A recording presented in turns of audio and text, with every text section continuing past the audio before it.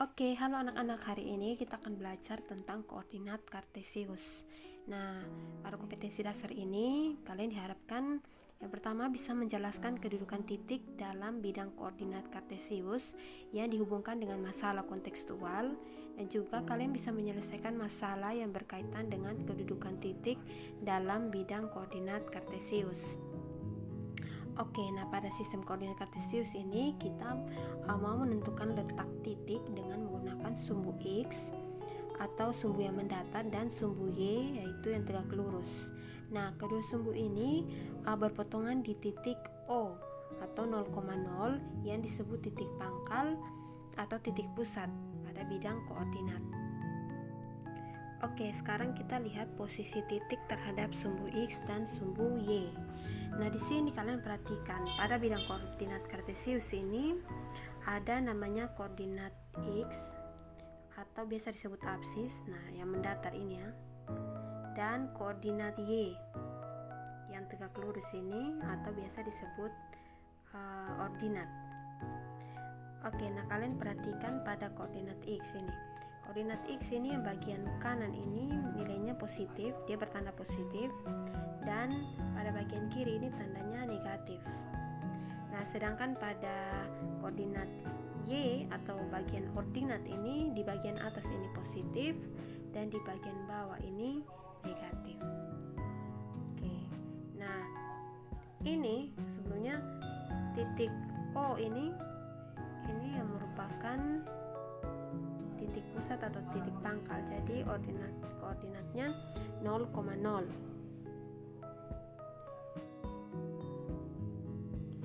Oke, selanjutnya kita menentukan posisi titik terhadap sumbu X dan sumbu Y. Jadi perlu kalian ingat bahwa pada bidang koordinat kartesius itu titik-titik yang ada itu punya jarak terhadap sumbu X yang mendatar maupun terhadap sumbu Y yang tegak lurus. Nah, contohnya kita lihat di sini titik A. Nah, titik A di sini kalian lihat bahwa jaraknya terhadap sumbu X itu yaitu dari ini itu sebesar 6 satuan. Sedangkan jarak terhadap sumbu Y yaitu mendatar ini dari sini sumbu Y itu 3 satuan.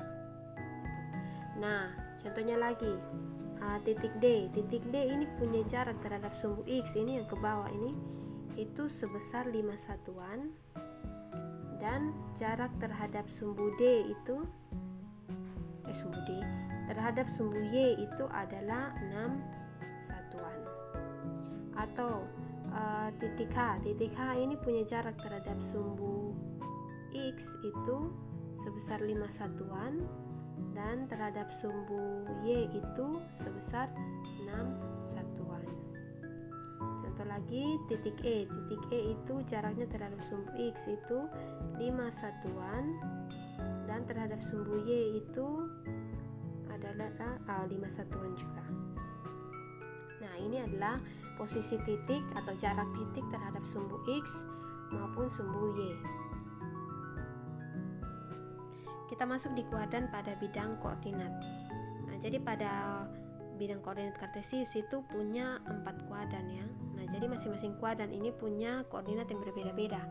Jadi kalau misalkan dalam kuadran 1 itu punya koordinat X-nya yang ini, X positif, Y-nya positif juga. Kalau kuadran 2 X-nya negatif, Y-nya positif.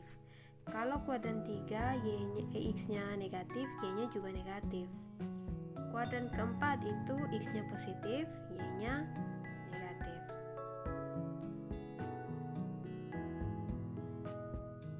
Nah, kita juga lihat cara menulis titik koordinat. Ini cara menulis titik koordinat atau juga disebut koordinat titik. Jadi sama saja ya. Jadi penulisannya itu X, Y. Ini X, Y. Jadi di sumbu X duluan baru sumbu Y. Contohnya ini. Titik Q ini. Nah, ini yang 2 itu menunjukkan koordinat X, 3 itu menunjukkan koordinat Y. Begitu juga dengan titik P. X itu menunjukkan negatif 2, Y itu menunjukkan 1.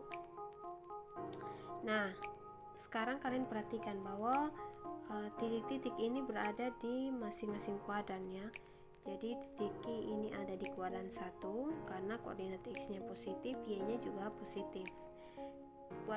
Titik P ini ada di kuadran 2 karena X-nya negatif, Y-nya positif.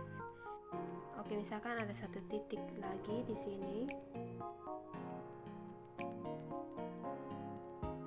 Titik C.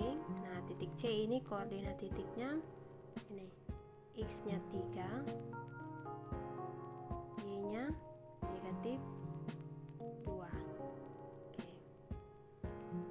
Ini cara penulisan titik koordinat atau koordinat titik.